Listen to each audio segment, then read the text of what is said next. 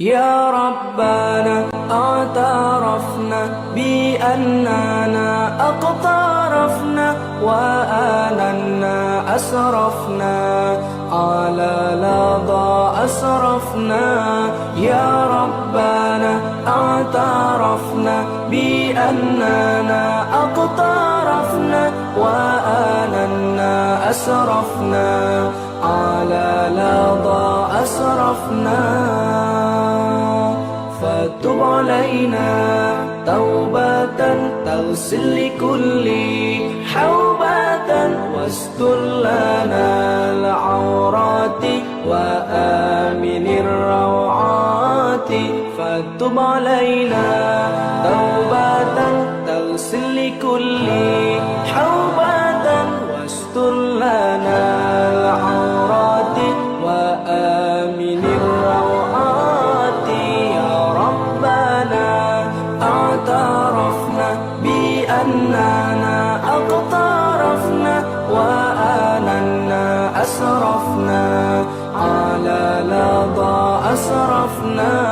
يا ربنا اعترفنا بأننا اقترفنا وآننا أسرفنا على لظى أسرفنا. واغفر لوالدينا ربي ومولودينا والآل والإخوان وسائر الخلان. واغفر لوالدينا ربي ومولودينا والآل والإخوان وسائر الخلان.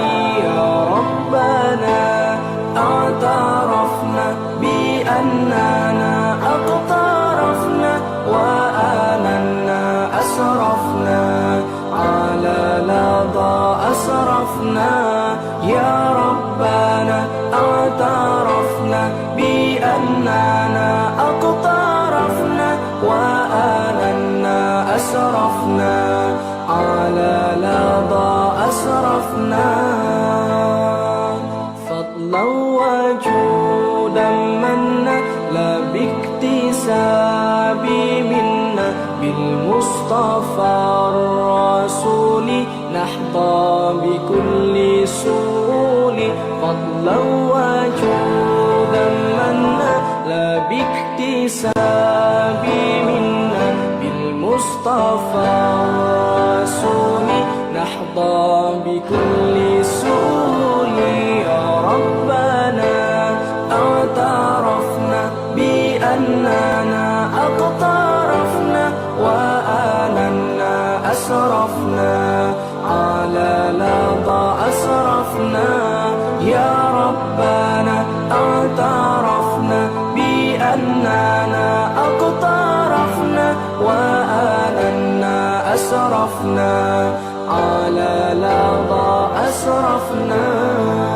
يا ربنا اعترفنا بأننا اقترفنا وآننا أسرفنا على لظى أسرفنا.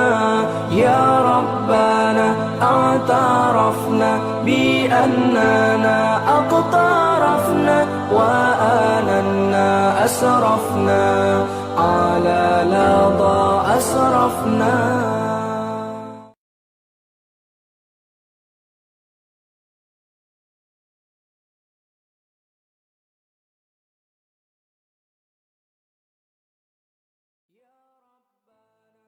يا ربنا اعترفنا بأننا اقترفنا وآننا أسرفنا على لظى أسرفنا.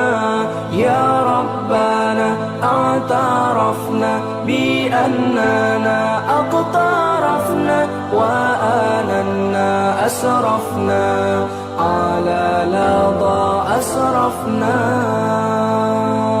فتب علينا توبة تغسل لكل حوبة واستر لنا العورات وآمن الروعات فتب علينا توبة تغسل لكل حوبة واستر لنا العورات وآمن الروعات يا ربنا اعترفنا بأننا اقترفنا وآننا أسرفنا على لظى أسرفنا يا ربنا اعترفنا بأننا اقترفنا وآننا أسرفنا على لظى أسرفنا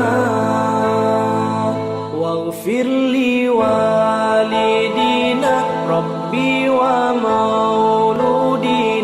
والآل والإخوان وسائر الخلان واغفر لوالدينا ربي ومولودينا والآل والإخوان وسائر الخلان يا ربنا اعترفنا بأننا اقترفنا وآننا أسرفنا على لظى أسرفنا يا ربنا اعترفنا بأننا اقترفنا وآننا أسرفنا على لظى أسرفنا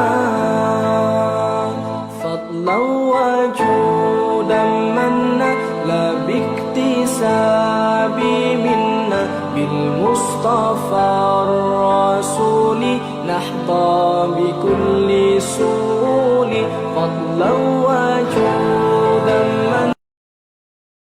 أعوذ بالله السميع العليم من الشيطان الرجيم. بسم الله الرحمن الرحيم.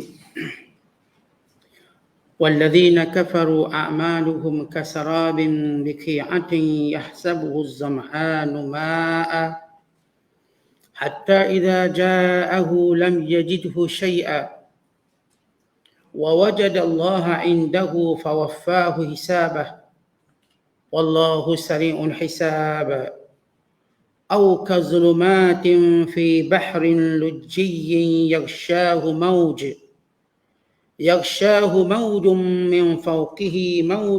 من فوقه سحاب ظلمات بعضها فوق بعض إذا أخرج يده لم يكد يراها ومن لم يجعل الله له نورا فما له من نور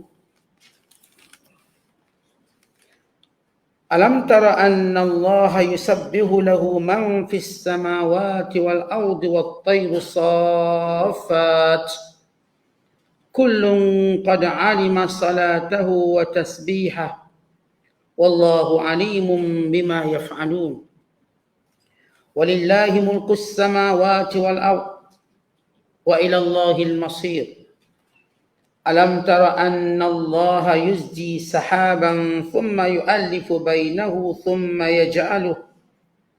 ثم يجعله ركاما فترى الودق يخرج من خلاله وينزل من السماء من جبال فيها من برد فيصيب به من يشاء ويصرفه عن من يشاء يكاد سنا برقه يذهب بالأبصار يقلب الله الليل والنهار إن في ذلك لعبرة لأولي الأبصار والله خلق كل دابة من ماء فمنهم من يمشي على بطنه ومنهم من يمشي على رجلين ومنهم من يمشي على أربع يخلق الله ما يشاء إن الله على كل شيء قدير لقد أنزلنا آيات مبينات والله يهدي من يشاء إلى صراط مستقيم صدق الله العظيم. Dan orang-orang yang kafir pula, amal-amal mereka adalah umpama riak sinaran panas di tanah rata yang disangkanya air oleh orang yang dahaga. Lalu ia menuju ke arahnya, sehingga apabila ia datang ke tempat itu, tidak didapati sesuatu pun yang disangkanya itu. Demikianlah keadaan orang kafir, tidak mendapat faedah dari amalnya sebagaimana yang disangkanya. Dan ia tetap mendapati hukum Allah di sisi amalnya. Lalu Allah menyempurnakan hitungan amalnya serta membalasnya. Ingatlah, Allah amat segera hitungan hisabnya. Atau orang-orang kafir itu keadaannya adalah umpama keadaan orang yang di dalam gelap gelita di lautan yang dalam, yang diliputi oleh ombak bertindih ombak. Di sebelah atasnya pula awan tebal. Demikian keadaannya gelap gelita berlapis-lapis. Apabila orang itu mengeluarkan tangannya, ia tidak dapat melihatnya sama sekali. Dan ingatlah, sesiapa yang tidak dijadikan Allah menurut undang-undang peraturannya mendapat cahaya hidayah petunjuk, maka ia tidak akan beroleh sebarang cahaya yang akan memandunya ke jalan yang benar. Tidak akan kau mengetahui bahawasanya Allah yang Maha Esa dan Maha Kuasa sentiasa bertasbih kepadanya sekalian makhluk yang ada di langit dan di bumi, serta burung-burung yang terbang berbaris di angkasa. Masing-masing sedia mengetahui menurut keadaan semula jadinya akan cara mengerjakan ibadatnya kepada Allah dan memujinya. Dan Allah Maha mengetahui akan apa yang mereka lakukan. Dan bagi Allah jualah kuasa pemerintah langit dan bumi. Dan kepada Allah sahaja tempat kembali sekalian makhluk. Tidakkah kau melihat bahwasanya Allah mengarahkan awan bergerak perlahan-lahan, kemudian dia mengumpulkan kelompok-kelompoknya, kemudian dia menjadikannya tebal berlapis-lapis. Selepas itu engkau melihat hujan turun dari celah-celahnya, dan Allah pula menurunkan hujan batu dari langit, dari gunung ganang awan yang ada padanya. Lalu ia menimpakan hujan batu itu pada sesiapa yang dikehendakinya, dan yang menjauhkannya dari sesiapa yang dikehendakinya. Sinaran kilat yang terpancar dari awan yang demikian keadaannya hampir-hampir menyambar dan menghilangkan pandangan. Allah menukarkan malam dan siang silih berganti. Sesungguhnya yang demikian mengandungi pelajaran yang mendatangkan iktibar bagi orang-orang yang celik mata hatinya, yakni berfikir. Dan Allah menciptakan tiap-tiap haiwan yang bergerak itu dari air. Sebahagian di antara mereka menjala atas perutnya, dan sebahagian di antaranya berjalan dengan 2 kaki, dan sebahagian lagi berjalan dengan 4 kaki. Allah menciptakan apa sahaja ia kehendaki selain dari yang tersebut, kerana sesungguhnya Allah Maha Kuasa atas tiap-tiap sesuatu. Demi sesungguhnya kami telah menurunkan ayat-ayat yang menerangkan hakikat kebenaran dengan berbagai dalil dan bukti. Dan Allah memberi hidayah petunjuk pada siapa yang dikehendakinya ke jalan yang lurus.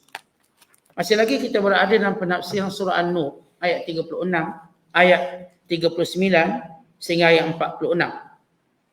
Ayat-ayat yang kita bacakan ini merupakan satu perumpamaan dan perbandingan keadaan orang kafir di dunia dan juga keadaan mereka di hari akhirat kelak. Dan demikian juga ayat-ayat yang kita bacakan ini menceritakan dan menjelaskan dalil-dalil penciptaan alam yang terdiri daripada seluruh makhluk Allah Subhanahu Wa Taala, wa imma di darat ataupun di udara, dan juga tentang tanda-tanda kebesaran Allah pada penciptaan hujan dan pertukaran malam dan siang, dan segala petunjuk-petunjuk alam yang menunjukkan akan wujudnya Allah dan esanya Allah serta berkuasanya Allah. Ini sinopsis ataupun ringkasan kepada maksud ayat-ayat yang kita bacakan. Kalau sebelum ini kita menceritakan tentang nur Allah, bagaimana nur Allah diberikan kepada orang beriman, yang menjadikan orang beriman itu senantiasa bercahaya hidup mereka. Dek kerana segala penciptaan yang menjadi petunjuk kepada kebesaran Allah, serta Al-Quran yang diturunkan yang menjadi petunjuk kehidupan orang beriman, serta cahaya iman yang berada dalam dada yang menjadi ketenangan mereka. Maka berkumpul semua ini untuk menjadikan mereka memiliki cahaya yang sempurna, sebagaimana Allah sebut dalam Quran, nurun ala nur, cahaya di atas cahaya. Yahdillahu linurihi man yasha. Dengan cahaya tadi Allah beri petunjuk pada siapa yang dikehendaki. Dan kita juga telah menceritakan tentang sifat cahaya ini yang berada di rumah Allah, di masjid-masjid yang disebut nama Allah, yang diangkat binaannya oleh lelaki-lelaki yang tidak pernah dilalaikan oleh segala kesibukan perniagaan dan jual beli. Yang mereka ini sentiasa takutkan Allah, menunaikan solat, mengeluarkan zakat, sentiasa memikirkan hari-hari akhirat, kedahsyatannya. Maka Allah memberi perumpamaan, inilah manusia yang selamat, yang mendapat ganjaran, yang mendapat kurniaan, yang mendapat pahala yang lebih baik daripada amalan mereka. Maka Allah akan kurniakan kepada mereka rezeki di dunia. Dan juga kurniaan Allah di hari akhirat kelak berupa syurga.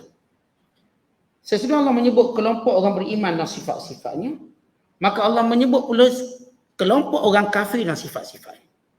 Kalau sekiranya orang beriman terkenal dengan cahaya, manakala orang kafir terkenal dengan kegelapannya.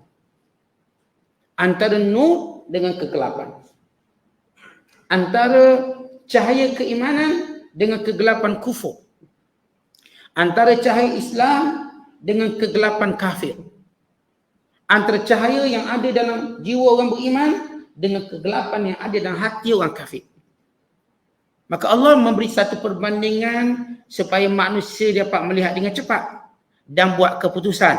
Sama ada ingin menjadi orang beriman yang bercahaya atau menjadi orang kafir yang gelap gulita, yang tiada panduan, yang hidup mereka seperti fata morgana, yang disangkanya ada sesuatu tetapi tiada.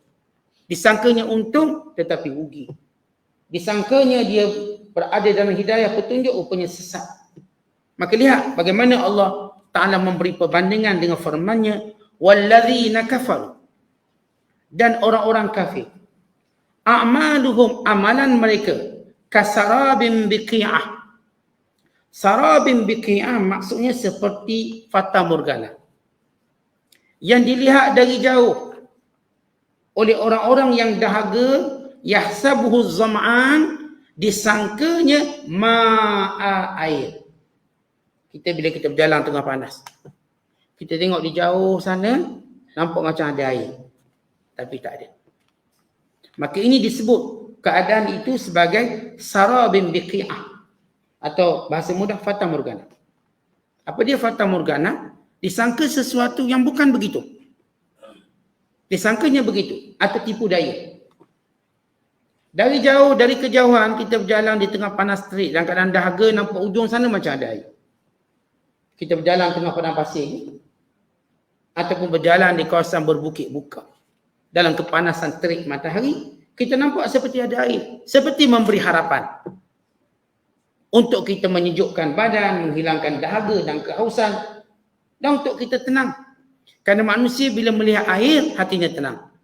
Melihat air, dia seperti memberi harapan. Sementara pada waktu panas terik, dia memberi kehidupan dan nyawa.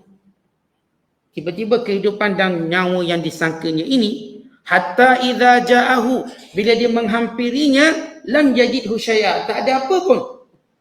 Tak ada air. Wa wajadallaha indahu, sedangkan di sisi Allah ada balasan yang sudah disediakan berupa azab. Fawaffahu hisabah, maka Allah sempurnakan azabnya.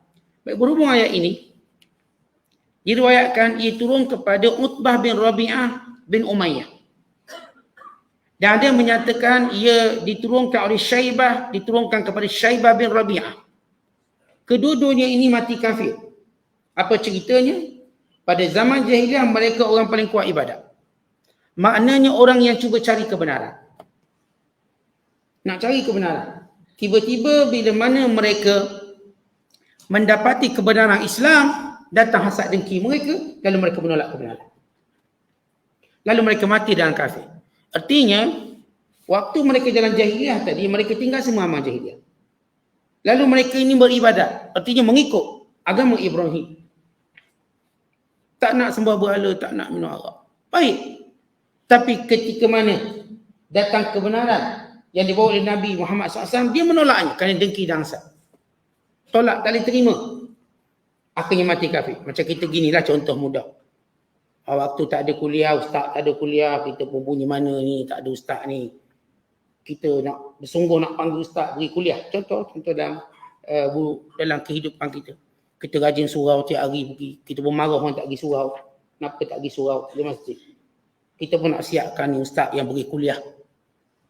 Panggil ustaz beri kuliah ni. Tiba panggil ustaz kuliah, dia lari dulu sekali. Sebab ustaz kuliah kena kat dia je. Dah lagi. Yang dibencinya itu, yang tu pula yang dapat hidayah. Perumpamaannya begitu. Jadi kadang-kadang kita tengok ada orang, dia nak kebenaran, nak sungguh-sungguh. Tapi waktu datang kebenaran, dia lah yang cepat tolak. Dia paling cepat tolak. Kenapa? Rupanya pencariannya tidak ikhlas. Sama sebagaimana zaman Nabi SAW, ada sekumpulan lelaki meminta Rasulullah SAW supaya kita perang berjihad lawan orang kafir. Jihad lawan. Tetapi bila turun ayat perang dan jihad, mereka yang pertama enggan berperang. Mula sayangnya. Sehingga turun ayat, Ya ayyuhalladzina amanu, lima taquluna ma la taf'alun, kabura maqtan 'inda Allah, an taqulu ma la taf'alun. Wahai orang-orang yang beriman, kenapa kamu cakap apa yang kamu tak buat? Besar kebencian di sisi Allah, apa yang kamu katakan, kamu tidak lakukan. Ayat ini turun pada sekumpulan orang yang dengan bersemangat ingin berperang. Sehingga mendatangi Nabi SAW lalu berkata, bila perang? Kalau perang, kita akan perang. Bila turun ayat perang, mereka yang paling ke belakang dan tidak mau berperang, rupanya ini orang munafik. Dia beria macam nak tunjuk dia macam nak baik. Tapi ketika datang peluang baik, ditinggalkan. Macam saya kata contoh dalam masyarakat kita lah. Ni bila nak ada kuliah masjid kita ni, surau kita bila nak ada kuliah ni. Sungguh dia ni. Ada je kuliah, dia yang pertama cuti. Dia dulu cuti. Dia dulu hilang. Akhirnya tak ada. Dia dulu yang bersungguh nak benda tu, nak benda ni. Waktu ada, dia tak ada. Artinya, orang macam ni, ada sesuatu yang tak kena dalam hati dia. Ketika mana dia yang mencadangkan kebaikan, dia yang bersungguh kebaikan, waktu kebaikan tu datang, dia meninggalkan. Maka ini cerita, waktu zaman jahiliah, ni yang bernama Utbah bin Rabi'ah, ini bernama Syaibah Rabi'ah, mencela perbuatan jahiliah. Mereka pun beribadat. Bagus. Tapi bila datang Nabi SAW, bawa kebenaran, menceritakan yang hak, mereka tak boleh terima. Kenapa? Dan di mereka ada sesuatu. Maka ini kisah sebab turun ayat ini. Lalu Allah Ta'ala menjelaskan dan menerangkan keadaan mereka ini, orang kafir, yang menyangka amal perbuatannya bermanfaat untuknya. Tiba-tiba dia hanya seperti Fata Morgana. Yang disangkanya ada, rupanya tidak ada. Disangkanya ada faedah pada ibadatnya, rupanya tak ada faedah. Para ulama tafsir menyatakan Allah memberi dua perbandingan kekufuran. Dua perbandingan keadaan orang kafir di akhirat dan di dunia. Atau dua jenis orang kafir. Satu, golongan yang menyeru pada kekufuran. Yang kedua, golongan yang mengikut kekufuran. Ada dua. Orang kafir ada dua jenis. Pertama, yang menyeru pada kekufuran. Pendakwah kekufuran. Yang kedua, yang ikut, dia dimukallid, pak turut pada kekufuran. Adapun yang menyeru pada kekufuran, yang mengajak manusia kufur, maka Allah beri perbandingan pertama. Walladzina kafaru a'maluhum. Dan orang-orang kafir amalan mereka. Maksudnya kata ulama tafsir, sesungguhnya amalan-amalan baik yang dilakukan oleh orang-orang kafir. Tetapi mereka tidak beriman dengan ketauhidan Allah. Bukan mendustakan Al-Quran dan Rasul yang diturunkan ke atas mereka. Mereka ialah penyeru-penyeru ke arah kekufuran. Mereka menyangka kebaikan mereka memberi manfaat di sisi Allah dan menyelamatkan mereka daripada azab Allah. Kemudian ternyata jelas sia-sia segala cita-cita dan juga angan-angan mereka di hari akhirat kelak. Mereka memperolehi berlainan dengan apa yang mereka sangkakan. Maka perumpamaan mereka itu bagaikan fata morgana yang dilihat oleh manusia yang dahaga di tempat yang luas, di tempat yang lapang. Disangkanya air. Bila mana dia mendekatinya, maka dia tidak mendapati air yang disangkanya. Maka perbuatan kebaikannya menjadi sia-sia. Allah sebut, bila Allah kata pada perbandingan pertama, walladzina kafar, orang-orang kafir. Apa jenis orang kafir ini? Yang dia mengajak orang pada kekufuran. Amalum, segala amal soleh mereka. Apakah amal soleh orang kafir? Pertama kata ulama, amal soleh orang kafir ialah menghubungkan silaturahim. Mereka pun jaga silaturahim. Adik-beradik jaga, keluarga mereka jaga. Mereka duduk rumah pun dengan adik-beradik mereka. Jaga silaturahim. Sebahagian tidak orang kafir, dia jaga silaturahim itu kuat sungguh. Jaga sungguh. Sampai serumah boleh duduk semua adik-beradik. Kalau kahwin pun masih duduk situ. Dia pakai bayar rumah tu. Kadang-kadang dia tengok. Ini kebaikan sebahagian daripada contoh kebaikan orang kafir. Yang kedua, mereka buat baik kepada fakir miskin. Dan yang ketiga, mereka mengasaskan masyarakat khairiyah kebajikan. Atau kita namakan sebagai NGO kebajikan. Dia panggil masyarakat khairiyah. Projek-projek kebaikan ataupun organisasi kebajikan. Mereka buat. Mereka hubung silaturahim sama mereka. Mereka tolong fukara, fakir miskin. Mereka buat pula NGO, charity, kebajikan. Buat untuk kanser, untuk orang kecil manis, untuk orang penyakit sekian, untuk orang yang sekian-sekian, mereka buat tabung. Mereka sanggup bayar. Mereka derma. Ini amal soleh. Kalau sekiranya mereka beriman, maka pahala itu mereka dapat. Walau mereka buat waktu kafir. Mana-mana amalan sedekah yang dilakukan oleh orang kafir, bila dia akan tergantung.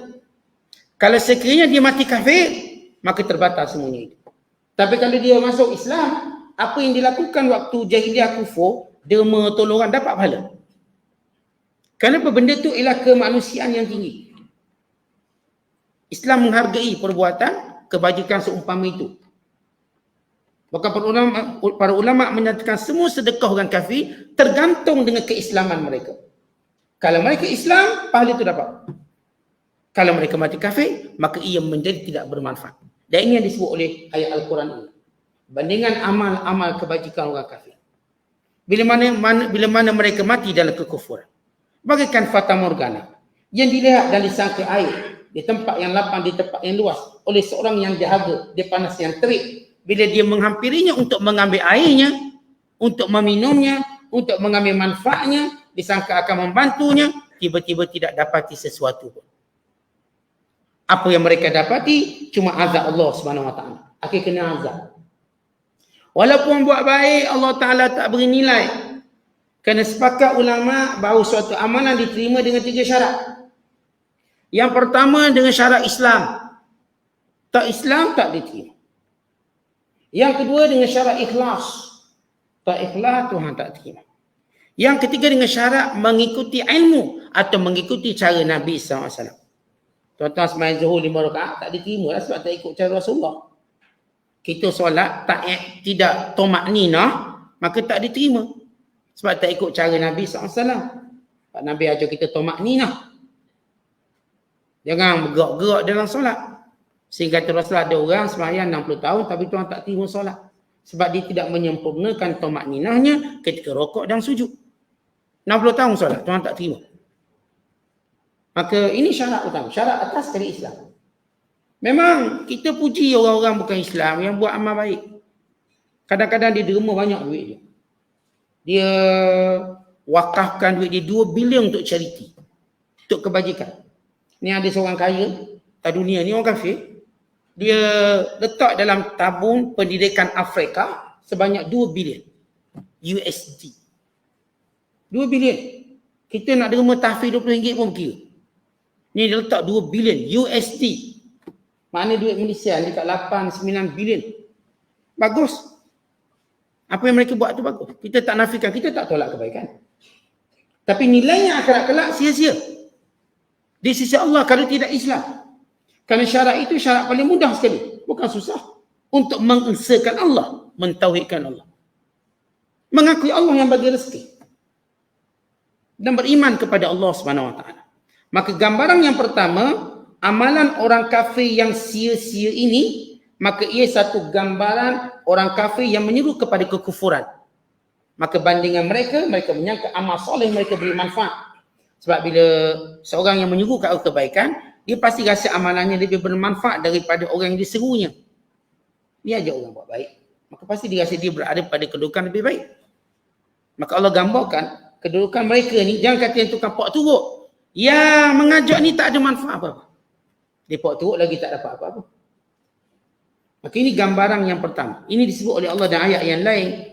Qul hal nunabbi'ukum bil akhsarina a'mala allazina dhalla sa'yuhum fil hayatid dunya wa hum yahsabuna annahum yuhsinuna sun'a. Katakanlah wahai Muhammad, maukah kami beritahu kepada kamu orang-orang yang paling rugi amalannya, orang-orang yang sesat dalam kehidupan di dunia tapi mereka menyangka mereka tidak sesat.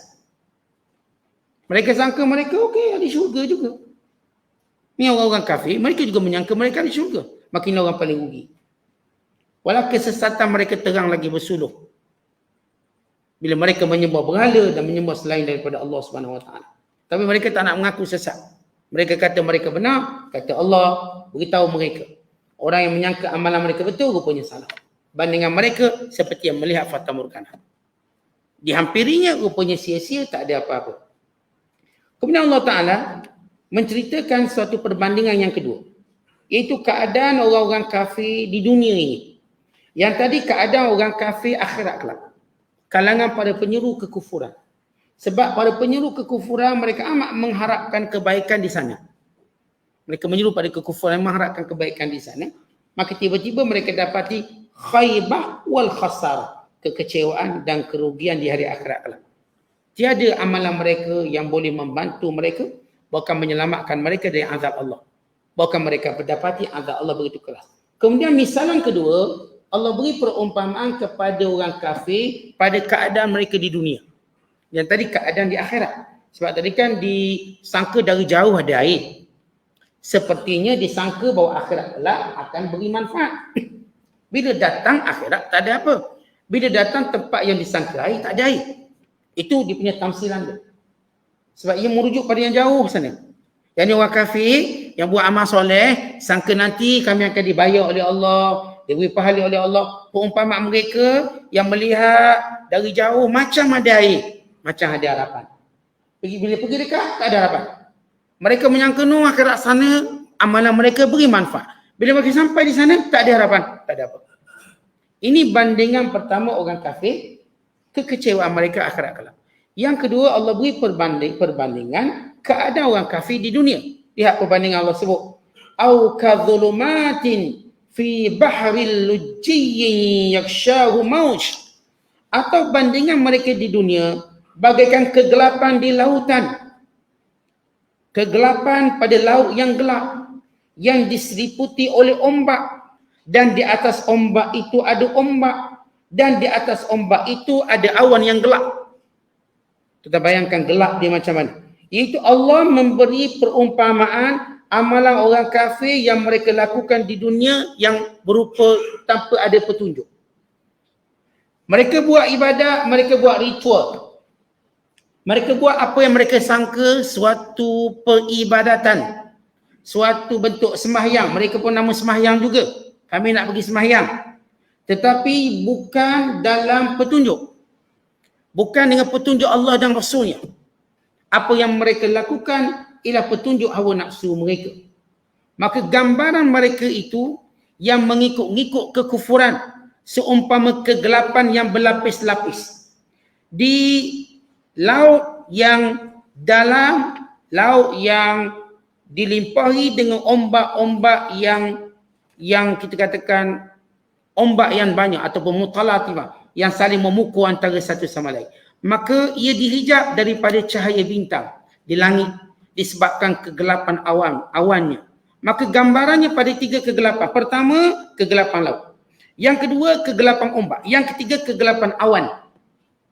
Pertama Allah cerita, banding orang kafir yang buat segala ritual ibadat kat dunia ni, tak kira ibadat apa mereka buat. Mereka ni tak ada petunjuk. Kalau tanya ni ibadat sumber dari mana? Mereka kata nenek moyang. Sebab mereka cuma pak turut. Ini siapa suruh buat macam ni, macam ni, macam ni? Siapa suruh bina berhala macam gini, macam gini, macam gini? Nenek moyang kami. Itu yang dah biasa kami buat. Kenapa kamu cara ibadat macam ni? Kenapa macam ni? Mereka tak akan ada jawapan yang bersifat dalil. Melainkan nenek moyang. Kami cuma ikut. Ini sistem nenek moyang. Lalu kata Allah, bandingan mereka ini berada dalam 3 kegelapan. Satu, kegelapan laut. Tuan-tuan tahu laut gelap. Macam mana laut? Nak tahu laut gelap? Pergilah malam hari dan tengok laut. Gelap ke cerah? Pergi ke laut. Tengok kegelapan laut. Yang biasa belayar tengah malam. Saya pernah belayar 3 malam. Duduk 3 malam tengah laut. Kita lihat kegelapannya. Kita lihat betapa manfaatnya sebutir bintang. Dalam kegelapan laut tu. Memang gelap. Pergi pula ni laut dalam. Kalau pergi tepi laut Kongkong je mana nampak cerah. Rumah rakit tepi tu, restoran Tom Yam tepi tu mana nampak cerah. Tuan-tuan pergi tengah laut. Laut Merah, Laut Arak, Laut Atlantik, Laut Pasifik, Laut Cina Selatan, tengah laut. Gambaran di tengah laut yang banyak air yang dalam, yang berada di puncak kedalaman. Pertama, laut itu gelap. Yang kedua, sifat ombak itu juga gelap. Sifat ombak tadi gelap. Yang ketiga, awan yang gelap pula. Di tengah malam, awan pun gelap. Cerita gambarannya ialah pada malam hari, dengan laut yang gelap, dengan ombak yang gelap, dengan awan yang gelap. Begitulah 3 kegelapan orang kafir yang berupa kegelapan i'tiqad, kegelapan perbuatan, kegelapan amalan.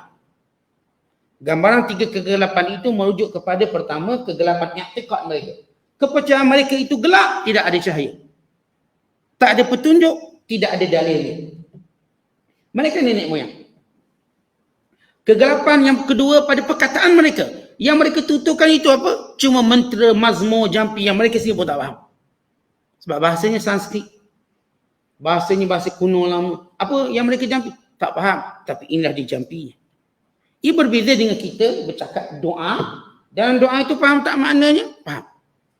Mohon keampunan, diangkat darjat. Dan doa kita. Bukan orang ni je faham, kita pun boleh faham. Tetapi di dalam jampi, serapah, ritual orang kafir tak dipahami oleh mereka. Sebab ia bersifat mazmur. Apa itu mazmur? Mazmur maknanya jampi serapah yang tak dipahami. Bahasa Sanskrit lah, bahasa kuno Mesir lama lah. Lama-lama tak ada orang bertutur dah bahasa tu. Tak ada orang bercakap. Bunyi pun, apa benda? Ikut je lah. Ini jampi. Lagi tak faham, lagi power. Macam tu. Kita tak, kita diajar faham. Tuan-tuan baca Fatihah, faham Fatihah. Biarlah kita tak ngaji bahasa Arab, ada buku terjemahan. Ada buku terjemahan. Kita tak baca mazmur, kita tak baca ritual, kita baca doa yang ada maknanya. Dan kita diminta tadabbur. Quran ada makna, ada terjemahan, ada tafsiran. Bukan buku jampi kita baca. Tak tahu mana jampi. Puh kanan, puh kiri, puh depan dah. Okay, selesai jampi. Maka i'tiqad, perkataan itu pun gelap. Tak faham. Dan perbuatannya juga gelap. Dan perbuatan dia tidak ada bimbingan, tidak ada, kita katakan, tidak ada suluhan, tidak ada ajarannya. Islam i'tiqadnya jelas. Allah yang esa. Jelas? Jelas. Perkataannya jelas. Doa-doa yang kita baca dalam sembahyang, dalam haji, jelas maknanya. Kita faham maknanya. Yang ketiga, perbuatannya juga jelas. Kenapa sembahyang Zuhur 4, Asar 4, Zuhur, Isyaknya, Maghribnya, jelas. Dalilnya jelas. Kenapa perbuatan itu dibuat. Apa di maqasid, apa falsafahnya. Jelas. Kenapa kita buat macam ni? Falsafahnya jelas. Tujuan kita solat, tujuan kita puasa, tujuan kita zakat, tujuan kita tutup aurat. Falsafahnya jelas perbuatan kita. Kenapa orang beriman kena menjauhi riba? Jelas. Kerana ia menindas. Kenapa orang beriman kena jauhi arak? Jelas. Kerana ia merosakkan akal. Kenapa orang beriman mesti menjauhi zina? Jelas. Kerana merosakkan keturunan. Bagi orang kafir tak jelas. Sebab tu mereka berzina, mereka minum arak. Mereka berhibur dengan hiburan melampau. Bila kita tegur hiburan ni, apa pula? Kita kan negara maju, mana boleh halang hiburan? Kenapa perbuatan mereka gelap? Yang nyanyi ni tuan-tuan dengan keadaan tak betulnya dia. Dadahnya skandal itu, skandal ni. Pening yang penyanyi ni. Yang dengar seolah-olah mendapat suatu semangat yang kuat untuk mereka bergembira dan untuk mereka rasa seronok. Realitinya menyanyi tersendiri ada masalah macam-macam. Masalah anxiety-nya, masalah dadahnya, masalah alkohol ataupun mabuknya. Macam-macam masalah dia ada. Tiba ini yang diharap menghiburkan kita. Akhirnya mereka sini mati dalam keadaan kecewa. Tiba-tiba yang mati dalam keadaan kecewa, kita sangka boleh menggembirakan kita. Tidak mungkin orang gagal boleh membantu kita berjaya. Orang ni gagal dalam hidup. Dalam kehidupannya jelas. Tengok dari sudut sisi gelap mereka. Sisi gelap api-api yang terkenal di dunia ni. Tengok sisi gelap mereka. Macam-macam cerita dia. Macam-macam kerosakan yang mereka dah bawa pada diri mereka sendiri. Baik saya katakan mabuk yang melampau, dadah yang melampau. Semua ada ni. Sehingga mereka mengakui cuma Islam yang mampu mendidik mereka. Bila ada seorang rappers daripada Perancis masuk Islam. Ini antara rappers terkenal pernah berada pada carta nombor 1 di Perancis. Rappers ni. Akhirnya dia masuk Islam. Dia kata saya sudah bercuba untuk buang arak dalam hidup saya. Dadah. Saya tidak berjaya. Bila saya masuk Islam, saya nampak bagaimana Islam benar-benar memandang benda ni hina. Sehingga saya berjaya meninggalkannya. Bukan mereka berkata tidak ada yang boleh menghalang segala kejahatan yang dia buat waktu kekufuran melainkan dengan Islam. Dengan Kristian tidak mampu menghalang mereka berhenti minum arak. Dengan agama lain tidak mampu hentikan mereka berzina. Tak mampu, mereka terus berzina. Tiba-tiba dengan Islam, mereka berhenti zina. Mereka berhenti arak. Mereka berhenti judi. Bahkan mereka mula mengubah diri mereka. Akhirnya Islam yang mampu benar-benar berikan cahaya dalam kehidupan. Kata ini bukan sedikit yang diakui oleh orang yang masuk Islam. Bahkan dalam satu, kita katakan forum, orang bukan Islam. Ada ni orang kafir. Bila saya tengok satu forum yang terbaru, orang kafir, dia tak masuk Islam. Sampai sekarang tak masuk Islam. Tapi dia berkata, saya dapati hanya Islam yang boleh mengubah perangai orang. Yang lain tak boleh ubah. Yang lain cuma awak pindah agama dan awak kekal perangai awak. Dia kalau awak dulu begitu begini, bila awak masuk agak tukarlah agama apa pun. Macam itulah awak. Cuma beza awak ada tambah ritual-ritual. Tapi cara perangai sama. Tapi bila Islam, saya tengok bagaimana Islam mengubah orang tu. Dah cukuplah kita nampak. Daripada masa kafir tak pakai tudung, bila masuk Islam pakai tudung. Dah berubah jelas. Kan beza. Orang kalau dia masuk Kristian, dia masuk Yahudi ke, dia masuk Buddha ke Hindu, kepala dia sama je. Macam tu. Tapi bila dia masuk di Islam, tudunglah di atas kepala. Nampak tak beza? Beza. Amat beza. Itu satu benda yang amat jelas. Dan dia tahu tak boleh minum arak macam mana pun. Oleh sebab itu, orang kafir berada dalam 3 kegelapan. Kegelapan i'tiqad yang celaru. Kegelapan perbuatan yang juga celaru. Kegelapan perkataan yang juga celaru. Dan ini semua kegelapan yang menghalang mereka untuk melihat kebenaran. Dan melihat ayat-ayat kebesaran Allah Ta'ala yang membawa petunjuk pada jalan yang benar. Berkata Hasan al-Basri, Al-kafiru lahu zulumatun thalas. Orang kafir itu bagi mereka 3 kegelapan. Zulmatul i'tiqadi, kegelapan i'tiqad. Wa zulmatul qawli, kegelapan perkataan. Wa zulmatul amali, kegelapan perbuatan. Berkata Ibn Abbas, syubbihu qalbahu wa basarahu wa sam'ahu bihadhihi zulmatis thalas. Allah Ta'ala menggambarkan gelap mereka pada 3 perkara. Hati mereka, pandangan mereka, telinga mereka. Tadi disebut 3 kegelapan. 3 kegelapan itu sebenarnya mewakili pertama hati mereka gelap. Yang kedua pandangan mereka gelap. Yang ketiga ialah pendengaran mereka gelap. Sehingga mereka tidak dapat mendengar kebenaran. Prejudis mereka, syahwat yang menguasai mereka, dan juga segala maksiat yang menghalang mereka daripada, menghijab mereka daripada melihat kebenaran.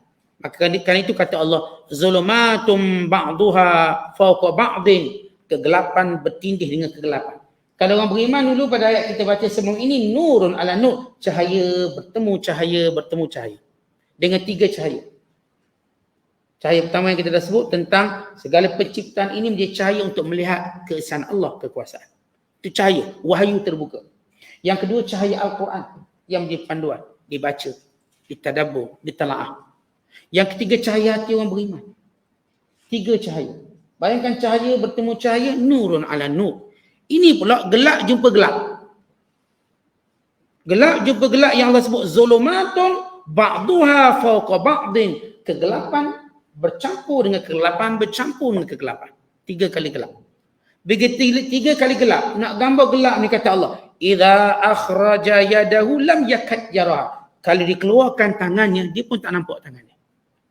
Tuan-tuan, bila gelap, kita umumnya tak nampak yang jauh. Kalau gelap, tutup lampu, yang jauh tak nampak, kita pun tak nampak anak kita kat mana. Suami kita kat mana, tak nampak. Tapi yang dekat nampak tak? Sebelah dekat, nampak. Sebab ada lagi ruang-ruang cahaya. Ruang-ruang cahaya itu ada. Apatah lagi pada anggota badan kita. Tuan-tuan, kalau gelap, kita masih dapat tengok badan kita. Kalau gelap tu gelap biasa. Masih nampaklah jari kita nampak. Masih nampaklah berkilat jang tangan kita. Berkilatlah emas kita nampak lagi. Tapi kalau gelap betul. Gelap betul-betul. Gelap. Kalau kita sebut gelap zulumat. Orang kata panggil gelap gelemak. Gelemak ni zulumat. Gelap gelemak. Gelap sungguh-sungguh. Gelap. Maka ketika itu Allah gambarkan gelap. Kalau dia tunjuk tangan. Tangan ni paling dekat untuk dilihat. Sebab tangan ni mengambil dan meletak sesuatu. Tiba-tiba tangan pun tak nampak. Dek gelap tangan sendiri tak nampak.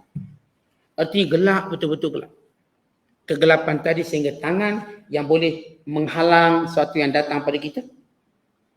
Yang boleh mengambil, yang boleh memberi, yang bermanfaat, mempertahankan diri. Tiba-tiba tangan ini tak mampu dilihat. Maka itulah gambaran gelap. Kemudian kata Allah. Lepas cerita 2 bentuk kegelapan orang kafir.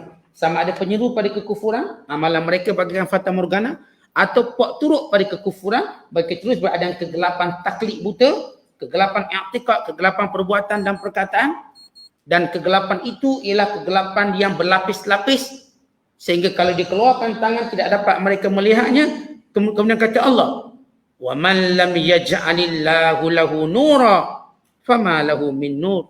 Dan demikianlah bila Allah Ta'ala tidak menghendaki dia mendapat hidayah dengan peraturannya, dengan sunnahnya, maka dia tidak akan memperoleh hidayahnya.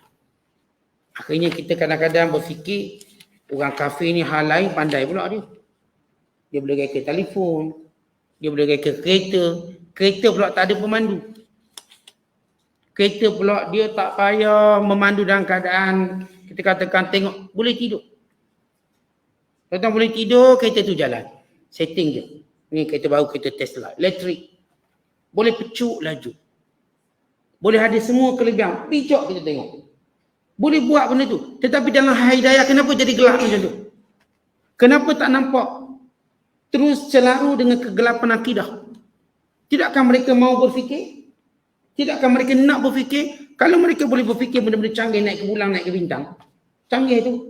Mereka boleh fikir buat satu chip yang begitu kecil, yang bukan sekadar mereka boleh letak, telefon mereka boleh letak dalam badan, tak chip kecil dalam badan, mereka buat. Sebagaimana orang Yahudi buat pada tentera-tenteranya, supaya tidak dicolek oleh Hamas.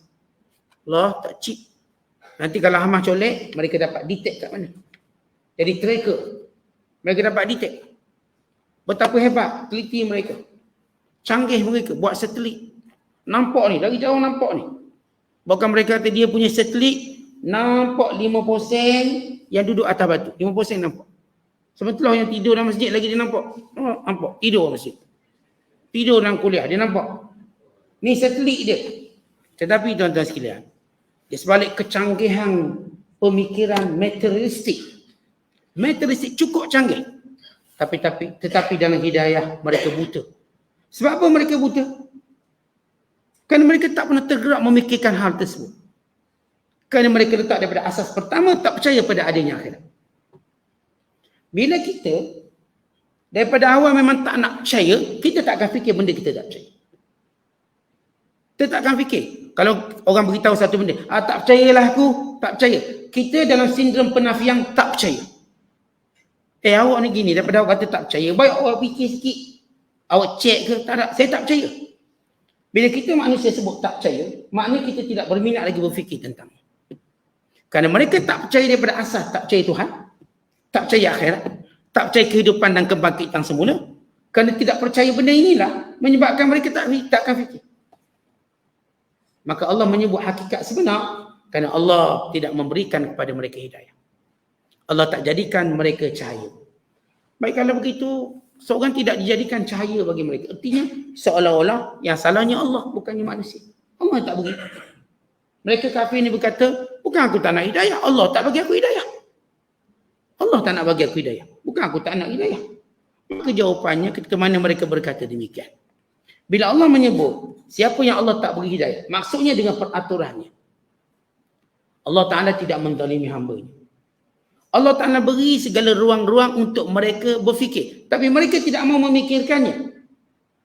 Bila Allah sebut dalam ayat yang lain, وَهَدَيْنَاهُ النَّجْدَيْنِ, kami tunjukkan pada mereka dua jalan. Tapi mereka tidak mau ikut satu lagi jalan. Mereka kekal ingin melalui jalan-jalan yang gelap. Jalan yang cerah tak nak. Oleh kerana keingkaran mereka, maka kerana asal daripada sifat sombong yang ada, kata Allah, kami tutup hati mereka untuk melihat jalan tersebut. Jadi kami tak akan beri hidayah. Sebab asas itu ada kepada mereka, yakni kedegilan dan kesombongan mereka. Sebab itu orang yang ada kesombongan, dengan sombong mereka kata Tuhan tak beri hidayah, sebab tu saya tak dapat hidayah. Kesombongan ayat tadi.